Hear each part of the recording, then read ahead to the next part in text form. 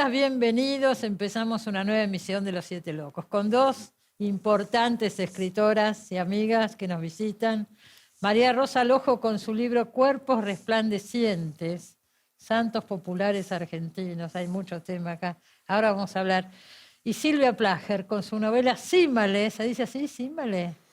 ¿Címale se dice? No, me decía mi padre, Címale. me enteré hace poco que Cima es un nombre propio. Cima. Y Cima, Ajá. que yo no sabía, porque yo me llamo Silvia Mirta de toda la vida, y a veces mi padre me decía Címale, y a mí me pusieron Silvia Mirta, me iban a poner Silvia Mina. Viste que los hijos de europeos llegaban y largaban nombres y le decían, no, este nombre no. Mina le dijo un sobrino de mi papá, Mina no, en esa época, imagínate, las minas eran, una mina Claro, no era muy conveniente. Algo de no era muy tango, bueno. claro. Y Cima le viene de Cima, seguramente Pero yo y el estaba agregado destinada. le, Cima, pero Címale. Címale es el diminutivo. Ah, Es un diminutivo, como viste que los Silvita, rusos usan mucho claro. los diminutivos. O Ajá. ponerle Andreyeva, Andreyevna a la mujer de Andrei. Entonces, Címale es el diminutivo, como Silvita sería. Eso, como Silvita. Como Es un Cristinita. caso muy Cristinita, María Rosita.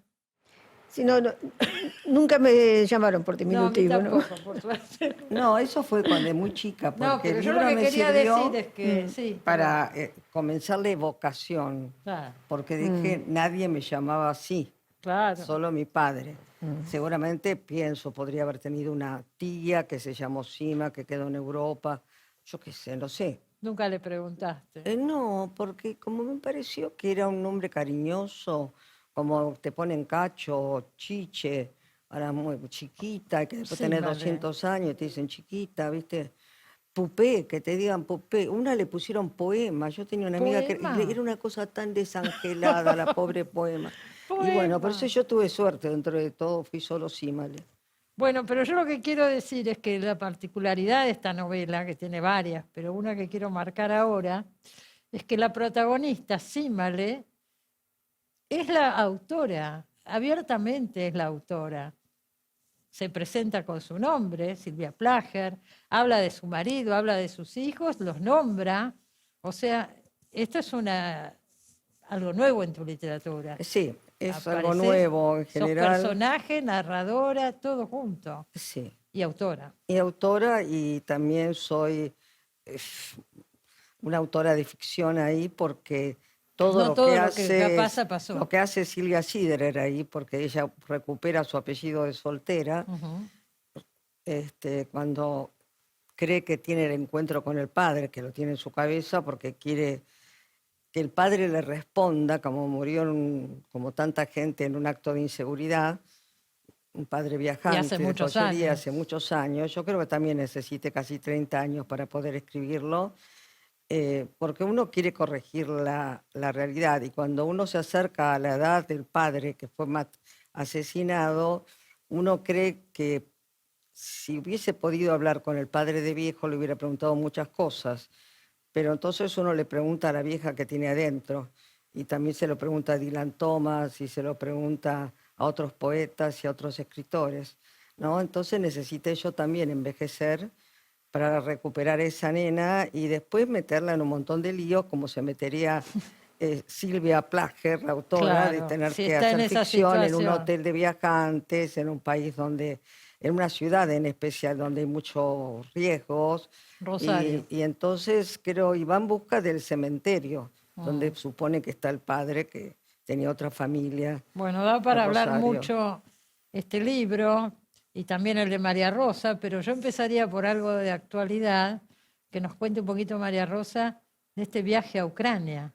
Porque a mí me llamó mucho la atención, invitados por el Pen Club de Ucrania, viajó Sí. un grupo, Inde Pomeraniec, María Rosa y Hay otra dos gente. periodistas más, Dos James periodistas García Maidson y Gatica Maidson, perdón, y Alejo Sánchez Picat, y Pero también yo un nunca profesor, había visto Ignacio que de se Casas. invitara a un grupo de escritores a un No lugar éramos todos escritores, extranjero. te digo, Silvia, Inde es periodista y escritora, pero bueno, Alejo y James son periodistas, Alejo muy joven además, interesado en ser corresponsal de guerra.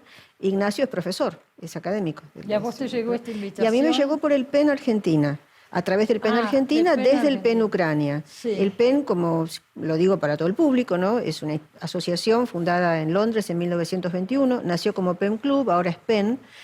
En su momento englobaba a poetas, narradores, ensayistas. Fue muy y importante. Fue sumamente importante porque, bueno, su objetivo fundamental era salvaguardar el derecho a la libertad de expresión Exactamente. y a la libertad y la integridad física de quienes se expresaban, Sí. cosa que en Ucrania en este momento realmente está en riesgo. Están dentro de una guerra, tienen escritores muertos, escritores presos, escritores exiliados, escritores censurados, en fin. Es un horizonte muy, muy complejo. Y al PEN se han unido además, no solo en Ucrania, sino en todo el mundo, activistas de derechos humanos sobre todo, fotógrafos, artistas, creadores en general de ¿Cuánto diferentes tiempo estuvieron disciplinas. allá? Paradójicamente estuvimos menos tiempo del que nos tomó viajar casi, o Mira, igual tiempo, porque mira. el viaje, como el espacio aéreo está cerrado, dura 60 horas de ida y 60 de 60. vuelta, entre los vuelos que tuvimos que tomar, las combinaciones y las escalas. Y estuvimos allá tiempo neto, 5 días, parte de los cuales se comió el viaje también, porque Claro. el lunes llegamos al mediodía y el viernes tuvimos que irnos a media tarde para poder tomar el tren. Ahora, lo que tuvo de corto lo compensó la intensidad. Me imagino no pararon Tremenda. un minuto. No paramos un minuto, muchísimas cosas que nos mostraron, algunas Pero de el ellas tema horribles es, realmente. ¿cuál es la idea? ¿Qué haces con todo eso que viste? Y la idea es justamente llevarnos a ver con nuestros propios ojos algo que les está pasando a los escritores y artistas y a toda la sociedad, algo que es muy crítico y que debe conocerse y que lo veamos nosotros, ¿no? Así fue como estuvimos en una escuela donde hubo la escuela en Yajitne, que es un pueblo rural muy lindo. Bueno, se vivía normalmente hasta que comenzó la invasión y hubo 360 personas encerradas en el sótano de esa escuela, de todas las generaciones. Había hombres, mujeres y niños, desde un bebé hasta una señora de más de 90 años, casi un mes. Estuvieron en condiciones insalubres que llevaron a la muerte a 11 personas, 7 personas fueron ejecutadas y el resto, bueno, sufrió un verdadero ¿Ustedes calvario. sentían en algún momento, tuvieron sensación de peligro? Sí, sí, Bueno. sí, la ciudad está todo el tiempo en alerta. Claro. La gente tiene una aplicación en el celular, que es la de las alarmas aéreas que están en todo el país. En varios momentos se nos pidió que bajáramos al sótano del hotel, a la parte de basement, que es refugio antimisil. Y sí, la guerra está en el aire. No se ve de una manera en este momento, ¿para qué digo este momento? Cuando estábamos ahí todavía no había llegado el bombardeo del hospital pediátrico, Claro, pero claro. a poco tiempo de que nosotros volviéramos a Buenos Aires, ocurrió esa desgracia, de que bombardearon el hospital de niños. ¿Lo evaluaste antes de ir? Sí, El peligro. lo evalué, lo consulté hablaste con incluso, tu familia, lo hablé con mi supongo. familia, sí, por supuesto. La verdad es que, como siempre, me apoyaron y me alentaron a ir y bueno, consideraron, como yo misma, que es un momento histórico muy importante. No, a mí me parece Y fantástico que hay que estar se en esos convoque lugares si se a puede. periodistas, a escritores, gente que lo puede Sí. transmitir, ¿no es cierto?, de alguna manera. Yo me acordaba, hay un antecedente ilustre de todo esto, que es cuando Susan Sontag va a Sarajevo. Se Sí. habló mucho de eso. Ella puso una obra de teatro esperando a Sí, Godot, sí, ¿no? sí, En sí. Sarajevo. Pero es distinto, estuvo bastante tiempo. Sí, estuvo mucho tiempo. Claro, estuvo mucho tiempo, pusieron la obra, en fin. Pero es un poco el modelo, ¿no?, de este tipo de viajes, que No, me parece que está muy bien que se hagan. Está muy bien porque, bueno, en definitiva, dentro de nuestras esferas, que no son tan importantes como la de Susan Sontag, pero todos tenemos palabra y cosas para decir eso y me medios para refiero, publicar y para obviamente, difundir. Así que, obviamente. creo que lo mejor que se puede desear es que esta guerra termine de una vez. Está sufriendo ¿Cuánto? Hace 2 años ya. más de 2 años. Más de 2 años. Sí. Está sufriendo mucha gente, hay derechos amenazados, los derechos básicos y los derechos culturales desde ya. Es decir, incluso los ucranianos barajan el concepto de genocidio cultural por la cantidad de objetivos específicamente culturales que han han sido atacado. atacados. Sí, Ah, sí, museos, escuelas, específicamente. centros culturales, imprentas. Una imprenta de las más importantes del país fue arrasada y quemaron miles de libros. Porque es una guerra cultural también. Es decir, los ucranianos la viven como su derecho a la identidad, a su autonomía y a su propia cultura y lengua.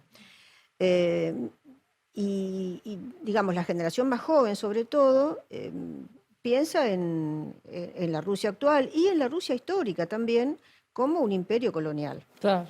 Porque Claro, la historia obviamente no empieza en este momento, son Pedro el conflictos Grande. seculares. Putin es Pedro el Grande, se cree. Bueno, hay sí muchas similitudes con situaciones del pasado. Una de ellas, que nos llevó al Museo de Holodomor, es el holocausto ucraniano, así lo llaman porque murieron millones de personas de hambre entre 1932 y 1933, Claro. bajo el dominio era soviético en ese momento, ¿no? Acá tengo en la mano Cuerpos Resplandecientes. Este libro ya había salido hace unos años. Sí, sí. Es más, yo no sé si no viniste a este programa, creo que sí. Seguro que sí, porque siempre fue un lugar donde fui Donde bien venís. recibida y mi casa, de alguna manera. Yo creo que sí. Lo que pasa es que ahora se reedita y se reedita con algunos agregados. Por ejemplo, un capítulo dedicado a Maradona, ¿no? Un cuento, pues son cuentos Son en cuentos. realidad. El libro está hecho de cuentos y también tiene una primera parte que es un ensayo. Exacto, Un muy ensayo, interesante. hay un trabajo de investigación y de compulsa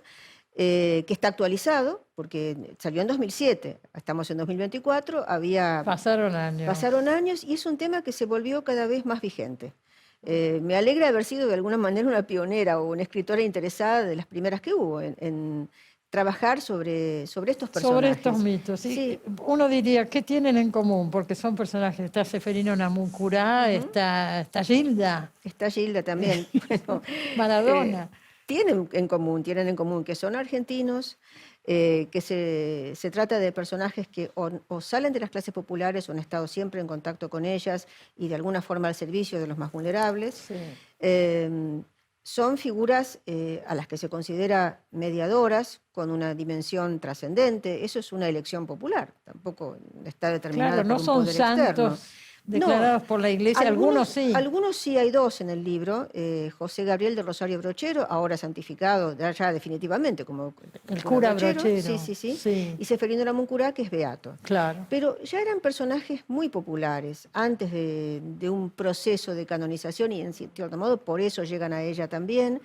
Y los dos cumplen esa premisa de ser argentinos de tierra adentro, además, los dos, de lugares del interior, en contacto con los más vulnerables. Seferino pertenecía a un pueblo derrotado y de alguna forma él se pone al hombro la tarea de buscarle un lugar en este mundo, a través de una dimensión trascendente también, que es la que él trata de alguna forma de encarnar en su vida. Y el cura Brochero, miembro de una familia numerosa, cordobesa, siempre fue un hombre que ejerció desde muy temprano la opción por los pobres, esa opción de la cual a muchos años más tarde hablará la Iglesia Católica. Vos hablás en el prólogo de este paralelismo que habría, cuanto más miseria, cuanto más pobreza, cuanto más descartados por la sociedad, más prenden este tipo de figuras, ¿no es cierto? Sí. Pero hay dos maneras de verlo, decís vos, eso es interesante. Claro, porque bueno, podemos considerar como que eso, bueno, era la visión poco tradicional del socialismo, del marxismo. Bueno, es superstición, es algo alienante, que en definitiva el opio de los en algún momento los seres humanos se van a desprender de esto y se van a dedicar a la lucha revolucionaria.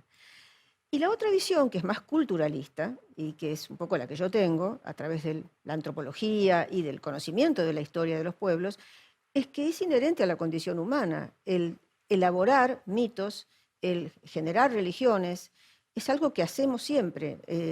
Toda la civilización. Sí, es universal. Eso no quiere decir que sea la verdad, pero digo, la necesidad está y se generan estos mitos. No tiene que ver con lo que podamos considerar la realidad objetiva o las pruebas de que Dios existe, no, tiene que ver con experiencias. Claro. Lo que los seres humanos sienten y su necesidad de imaginar y vivir un diálogo con una dimensión trascendental. Lo que hace Silvia también un poco con su Sí. padre que aparece como Sí, fantasma, ¿no? Pero sí, El pero padre en el muerto. caso mío mi padre no era un hombre practicante, por eso yo lo estoy buscando porque ni siquiera sé si está en el cementerio católico y mi padre es judío.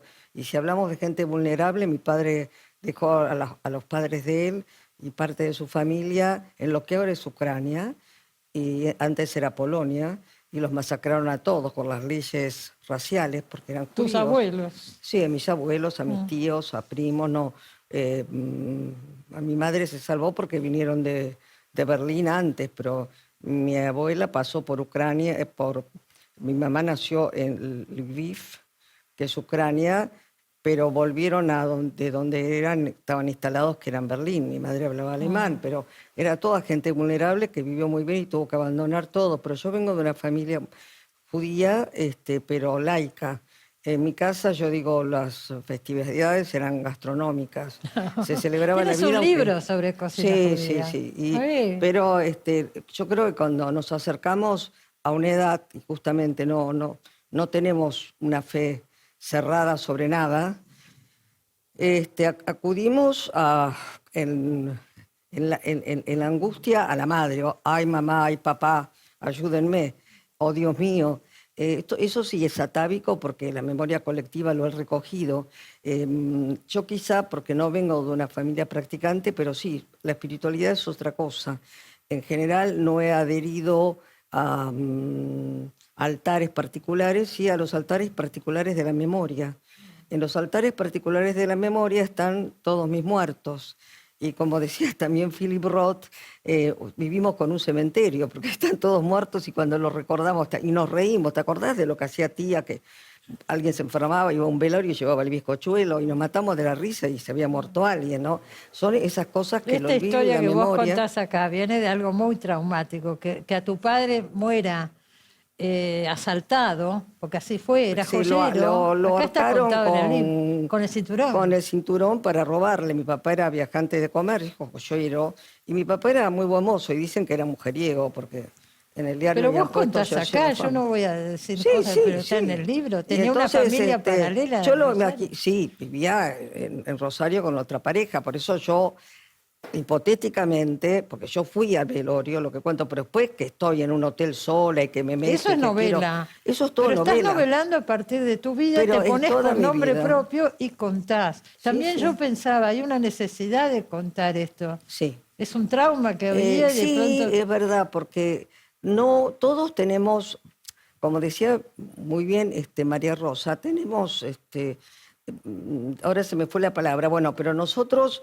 celebramos el nacimiento, la pubertad, hacemos, aunque la gente se junte, se case, se amuche, lo que fuera, Sí. también hay un festejo, si se divorcia la gente te hace la fiesta de Sí. divorcio también, y cuando alguien Porque se me muere pasó. también hay un ritual, esa era la palabra, ritual. Vivimos con rituales, Sí, sí. vivimos Eso con los también, rituales. todas las culturas En todas las los culturas han y las tenido y los religiones. tienen. Entonces digo, no se tiene que ser específicamente religioso, practicante, para que tengas esa necesidad de conexión. En el libro hay un personaje ficticio, supongo, que es una medium, Sí. que es la dueña del hotel. Yo lo tuve que investigar y leí mucho a Kardec, me leí un libraco así. Pero se nota porque hay mucho sobre esto. Sí, porque yo creo que nosotros no sabemos, pero ese personaje, que fue Allan Kardec, vendió millones y sigue vendiendo libros cuando fue perseguido por la iglesia, porque él había creado la necesidad en la gente, estaba convencidísimo que los muertos siguen vivos, que los muertos siguen vivos en alguna manera. Entonces hay sesiones de espiritismo Entonces, y ese tipo de cosas. que uno se puede comunicar con ellos. Yo la necesité para que esta mujer centenaria, que resulta que había conocido al padre, le revelara a ella cosas para convencerla de que ella no está chiflada, de que es verdad que el padre habla dentro de ella y tienen un diálogo. Y Pero entonces, el padre se aparece como un fantasma. sí, el padre, pero el padre le dice, yo estoy hablando dentro de vos, Claro, dentro porque de vos me llamaste. Claro. Ningún muerto aparece si no lo llaman. Ah. Yo le reprocho, digo, si 30 años esperaste para aparecer y te ibas siempre de viaje, no estabas nunca. Y después los reproches que hace la señora grande, que tiene 70, que hace reproches de nena, el padre le va contestando. El padre que va contestando dentro de ella, obviamente el padre está muerto, contesto yo. Entonces yo me pongo en padre de mis propios hijos y de mí misma. Claro. O sea, tenés que hacer un gran trabajo de transformación interna y de arrepentimiento también, ¿no? Porque yo creo que los hijos solemos juzgar a los padres. Y cuando no tenés la oportunidad, porque tu padre se fue a vivir a otro lado, te reunís para las fiestas, mi padre nos casó a las 4 hijas, que es un mérito, nos llevó a todas así, Estaba o sea, no orgulloso fue, de eso, o sea, acá aparece. desaparecía, pero aparecía y estaba. Claro, en los momentos clave. Claro, entonces en los rituales estaba, pero nos faltó el ritual de la muerte, del entierro. Parece. Entonces, que yo necesité ir construyendo para enterrarlo dentro de mí, porque mi mamá tuvo el ritual, todos nos juntábamos, obituario, los sobrinos, fue llorada, amada, y bueno, mi papá no. Entonces, durante muchos años yo me hice la novela, somos noveleras. Y los libros siempre son un diálogo con Somos los muertos, noveleras. además. Entonces Con los yo muertos, dije, sí, bueno, siempre murió como son. un samurái. Yo me inventé un padre samurái, Claro. defendiéndose. Y después dije, otra que samurái. Inseguridad, muerte impune, como tantas otras gente que... Y eso también me hizo entrar en Usina de Justicia, en la agrupación. Vos estás es una asociación civil, sí. ¿no? Ya que hablando de Ucrania, hablo de los muertos que tenemos acá, Sí. por la inseguridad, porque mi En padre este también... caso, ¿en qué año fue lo de tu papá? Mi papá hace eso 30 años, ¿Te das pero yo cuenta? me incorporé a Usina de Justicia, fue en la época, todavía que era en el gobierno, creo que era de Cristina, ¿sí? Estaba Cristina o estaba hace mucho de eso, y yo fui a ver una exposición en el Museo de la Recoleta, que recuerdo que había una exposición del marido de Anillúa sobre gente de Silvio rock, Fabricán. Silvio Fabricante, y que entré de casualidad que había fotos de jóvenes asesinados y ahí En me hechos hice- de violencia. en hechos de violencia y de robo. Y bueno, yo me di cuenta que yo era parte de esa gente y me Claro. uní a Diana Covenagres, que es la presidenta. Que había y- muerto el hijo. Sí, que le mataron, y tantos hijos, chicos que desaparecen, y hoy una balacera con un chico de 10 años, que yo justamente, ¿por qué voy a Rosario? Pues mi padre vivía en Rosario, pero yo también sentí que en Rosario yo me arriesgaba, y que también es muy cómodo hablar desde la baldosa que uno se Ahora, mueve. si yo fui a Rosario, la protagonista del libro fue a Rosario. Sí, yo fui a Rosario varias veces, pero yo sentí cada vez que iba a Rosario, me acuerdo que me invitaban por un libro, ahora no te invitan tan fácil a un buen hotel y a comer, en esas épocas. Bueno, la pandemia cambió muchas cosas también. Sí. Bueno, y yo recuerdo que me decían, ¿querés ir a comer? No, a mí déjame solita. Y yo me sentaba en un restaurante de Rosario, me pedía mi vino y le decía salud papá, y él estaba muerto. Claro. O sea, yo hacía mi pequeño ritual. Y bueno, el ritual está acá en el libro, donde a mí me pasan cosas que me podrían haber pasado tranquilamente, porque uno no se arriesga a veces, porque tiene miedo al resultado exterior.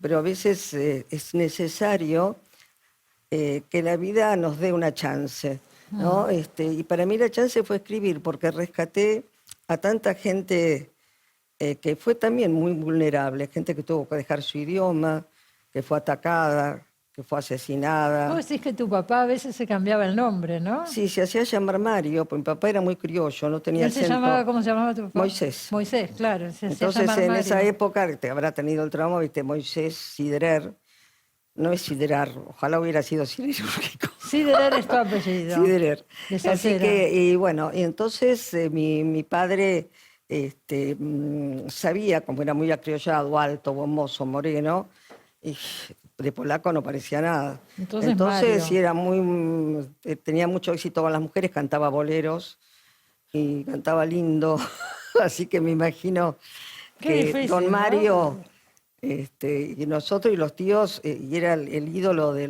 todos los varones, sobrinos de la familia, el que nunca pudo tener hijas mujeres, hijos varones, quiero decir.